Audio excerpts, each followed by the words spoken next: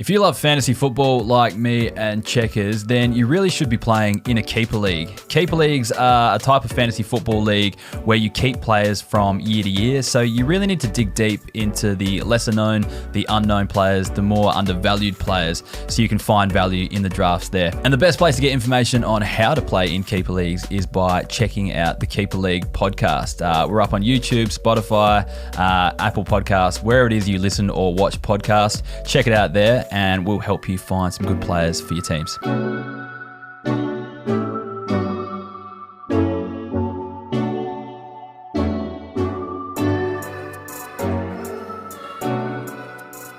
G'day people, and welcome back to another week of AFL Fantasy Chats with Heff and Checkers. A bit different this week. Checkers, you're in the studio in Adelaide, mate. How you going? Great. We have had some big technical difficulties so far kicking this pod off.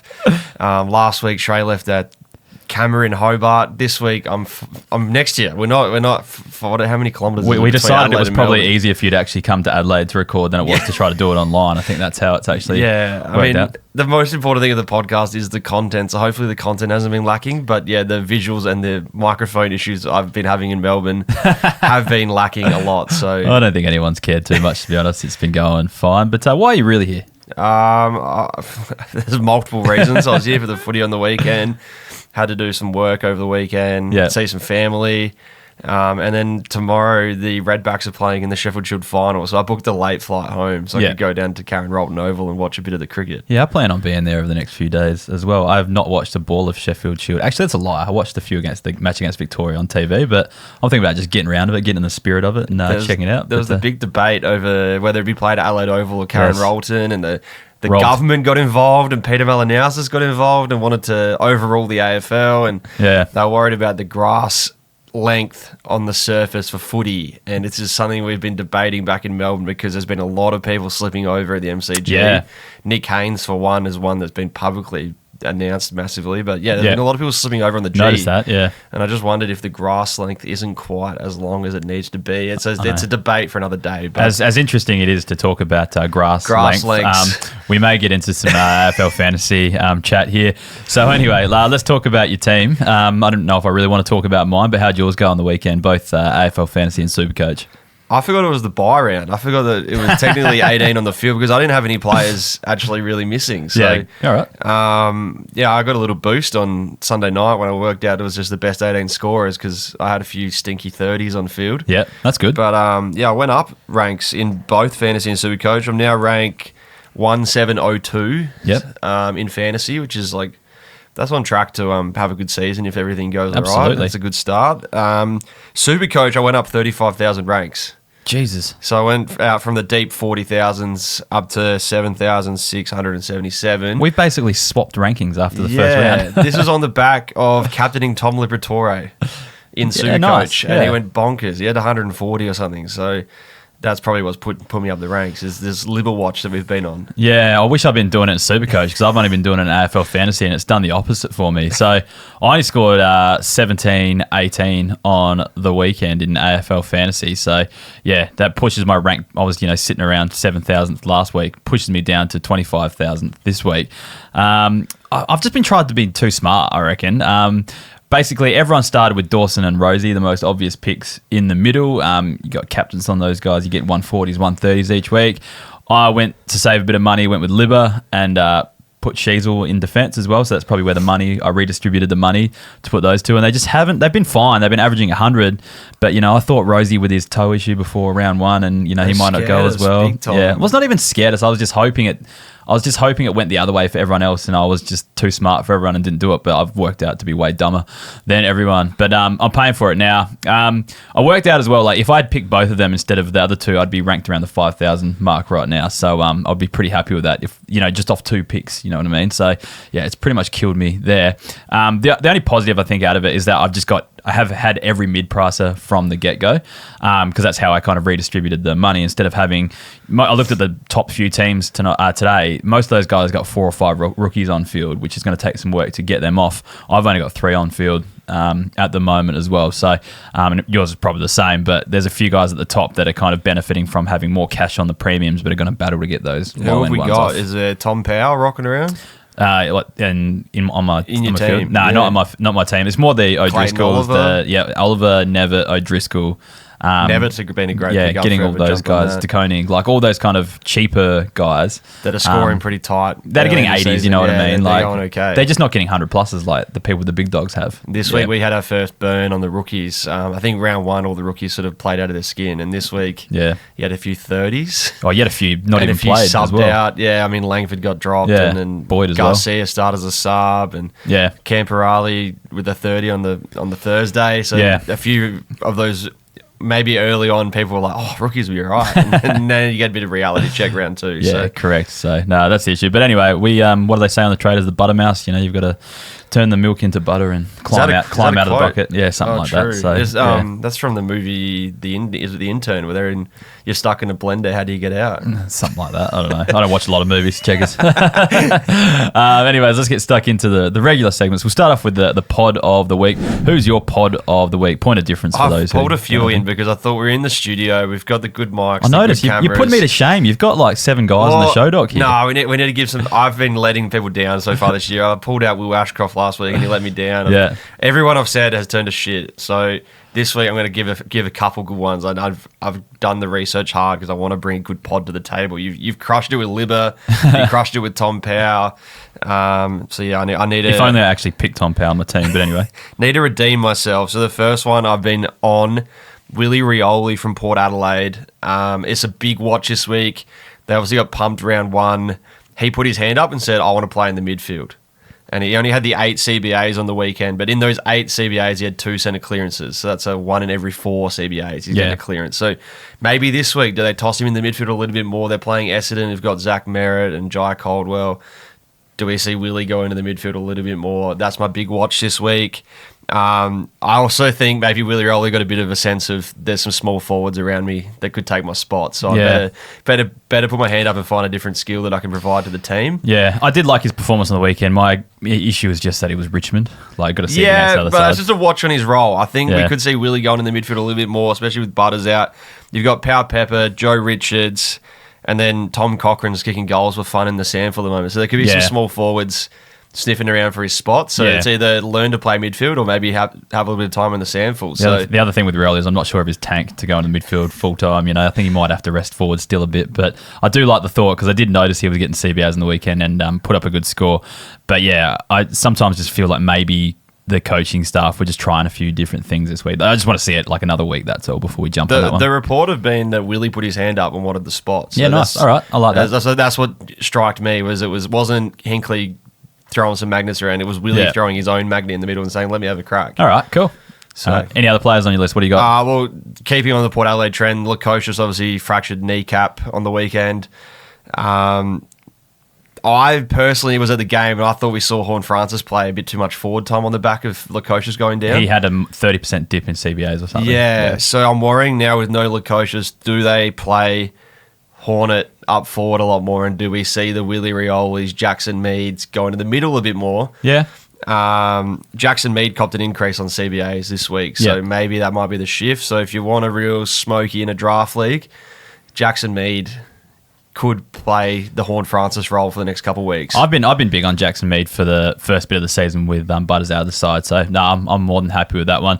Again, I'm just concerned about how much of it was Richmond shithousery. Yeah, it's a bit hard to judge on the sample side. This week we get a good judge, but it's just a watch on Willie Rioli's CBAs, Jackson Mead's CBAs. If those spike up again, then we'll definitely be talking about them a lot next week. My pods of the week are less spicy than yours. They're a bit more mainstream, but they are both under around the 5% owned mark in the classic formats.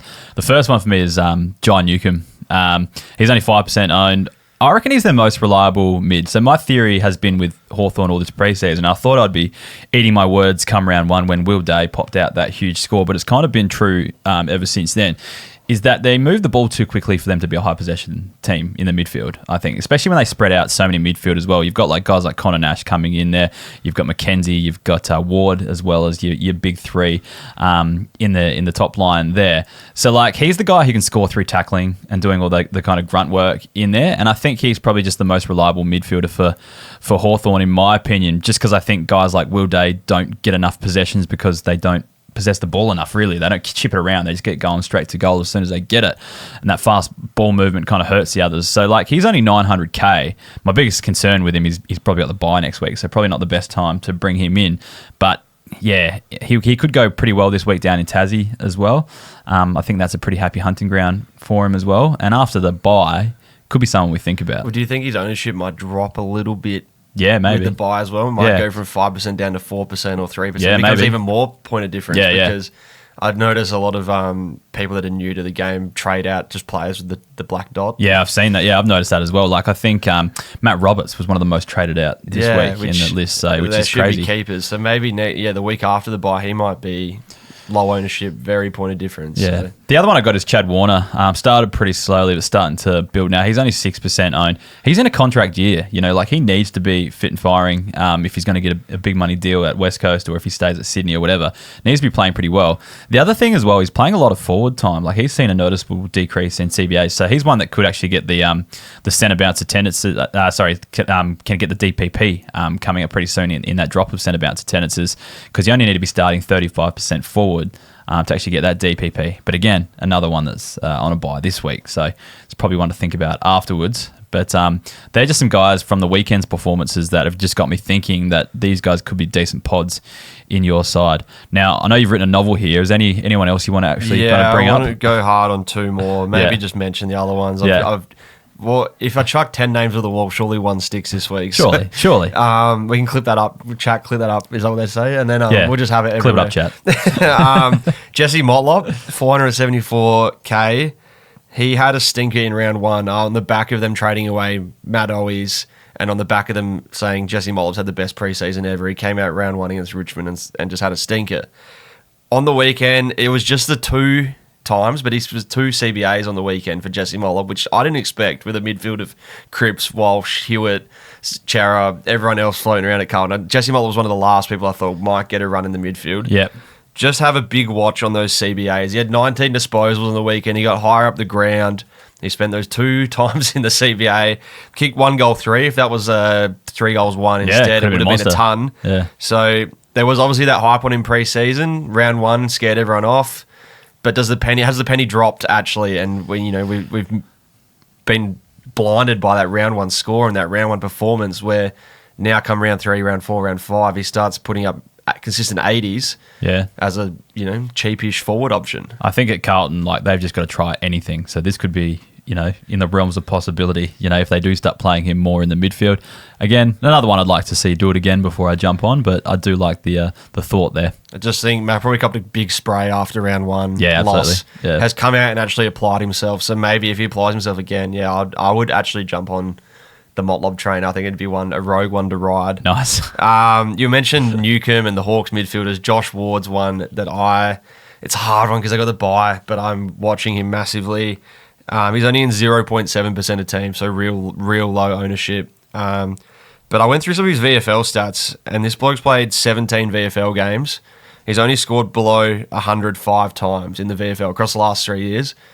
That includes a 99 and a 98. Yeah. So there was 2 70s, and then there was a 20 where he played only like a quarter of footy. So he's one of the most consistent scorers. I went through his NAB league stats. He averaged 30 disposals, but his most disposals was 34. So he's just someone who consistently chips away in that 28 to 34 disposal region in the NAB league. In the VFL, he's consistently putting up tons. And in the AFL, he hasn't quite had a good crack at it yet. He's been shifted back, and I think this year he's finally found his feet in the AFL. So I would compare his scoring to like a Lachie Neale, where his ceiling is not going to be massive, but if he can consistently chip away at 90s and 95s and 100s, he could be a cheapish sort of like point of difference. Yeah. It's funny you say that, because like Josh Ward, we did this thing on the Keep League podcast website. It's called the Breakout Tracker. And basically, like, we chart every player's like a rolling average over their first 100 games and see how they compare to the top 20 players in the competition over their first 100 games as well. And Ward is actually someone that's actually like scored pretty well, like consistently. If you look at his on the chart now, if you go to the website, like, yeah, he's above what the top 20 midfielders are actually scoring at in their rolling average from their first 47, 50 games, where he's up to right now. So, like, he did have his first 2 seasons were great. Like I think he averaged consistent 70s, like across those. Last year he had a down year, couldn't find his spot in the side as Hawthorn were on the up. Yeah, but he seems to have found another spot now, and he's kind of just picked up where he left off from a season ago. He's one I really like, and it's interesting because like you see him start on a wing, but then he'll push into the midfield, and then he's even doing little stints at half back. Like he's got this kind of nice rotation where 2 of the 3 roles are pretty nice for fantasy that he goes into, and we're seeing that with a lot of Hawthorn players is they're rotating into different positions. But yeah, no, I'm a big fan, and what's his price at? $653K. Like it's better than most of the mid prices we've got going so far. So yeah, I like that one. It's good. Yeah, he was a former pick 7, and I always like these stories because they sort of they convince you to get over the line. But there was a story from his under 18 year where Nick Dacos obviously was the most written about under 18 player we've ever had, and he was in the media, and he was averaging 37 disposals. And Josh Ward put his hand up at the team meeting and said, "Yeah, I want to run on Nick Dacos at the game," and ran with him and had 30 odd disposals and kept Nick a little bit quiet. So he loves the challenge, and obviously had a few challenges last year. But yeah, if he can get a consistent spot on the side, he could be that 95 averaging mid price. So that sort of just leapfrogs you, hold your rank consistent. So when you're sitting in the top 5,000 and you need to stay there, but you want to sort of make a little bit coin at the same time. See, this is the thing. Like, this week I'm thinking about trying to get one of Dawson or Rosie in. Do I just go rogue and get someone like Ward in instead? Save myself coming up, but save myself $300K. Yeah, that's a fair point. You could save yourself a bit of coin and still get some consistent scores. Yeah, make some cash. I'll mention one more quickly. Right. Zach Fisher had 40 disposals in the VFL on the weekend. Yep. I know a lot of draft leagues. He's on the waiver wire at the moment, or he's been dropped after the first few weeks. So 40 disposals. Kangaroos obviously won. I can't see him coming in this week, but yeah, just keep an eye on that one. Well, the thing is though as well, like Finn O'Sullivan's not really setting the world on fire. Like when he gets the ball, he's good with it, but he's not getting the ball that much. He seems a little bit lost out there. The other one is Darcy Tucker can be dropped at a drop of a hat as well. So if Zach Fisher's consistently racking up in the 2s, like it's good for North. Like it's a good problem to have. Luke McDonald's probably in his last year at North, so if they decide to flip the switch and decide to rebuild, then you can see McDonald go out and Fisher go in. And I don't mind that one as a stash, especially in the draft leagues, that's for sure. All right, let's get on to some hot takes. You've got an interesting opinion about Geelong. Yeah, I think this is the most important fortnight Geelong's ever had in the last 10 years. Okay. Because the wheels are so close to falling off. They've been so strong for so long, but the next fortnight is going to be the hardest battle they've faced. Not just on the field, but also off the field. There's a lot of noise on them at the moment. So I compare this back to Ken Hinkley last year. Was it last year when they were 0-6 or 1-5, and they went on the big? It was 2 years ago. They went on the big winning streak. No, I think they were 1-4 or something. 1-4, and at that 1-4 point, the wheels were almost off Port Adelaide. If they sacked Ken, you would have had player exodus. You would have had to rebuild again. You would have had to get a new coach, and it would have just, taken the wheels completely off Port Adelaide. Which I would have preferred, but anyway. So looking back now, maybe. But I think Geelong's in that point where if the wheels come off, they're going to have to fully rebuild. It could be that Scotty goes. It could be that Danger goes and everyone else. So just looking at everything that they've got on the table, they've got Bailey Smith popped up with a late injury during the week with his calf. And still touch and go this week, apparently. Who knows how long this is going to last. There's not a lot of information come out of Geelong on their injury front. Tom Stewart got injured, another vital piece of their team. So their key midfielder, their best midfielder, and their best intercept defender, both on the injury list. Sam De Koning looked $1 million in round 1 and then looked $5 in round 2 against an injured Rowan Marshall. So Toby Conway's on a TBC. No one knows when he's going to come back. If De Koning starts getting towed up, who do they ruck? Like, they're going to be in a tight spot for now. Best midfielder, their ruck, and their rebound defender are all up in the air.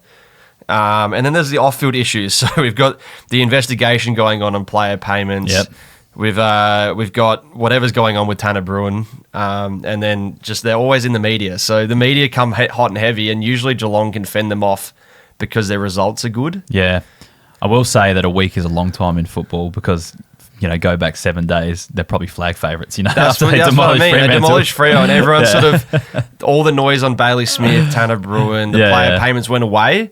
and then they lose to St Kilda, and I think the noise are going to come back heavy. So if they lose again or lose 2 on the trot, it's the media noise can sometimes be too hard to fend off. Coming up against Brisbane this week, isn't Brisbane it? this week, who are obviously reigning premiers. Yep. In the next few weeks, they've got Hawthorn who are flying. They've got Collingwood who are flying. Oh, geez, that is a tough run. They play Crows at Gather Round, so that's in Adelaide. That's tricky. It's going to be hard in front of that game as well. Yeah, in front of the Adelaide crowd. Yeah. They play Port Adelaide at Adelaide Oval. Oh, that's probably less difficult, but anyway. They have a bit of a tricky history with Port Adelaide. So if they lose a few of those games, come the mid-season bye, they could be sitting like 15th to 16th. Who knows where they're going to be sitting? Like they lose a few on the trot.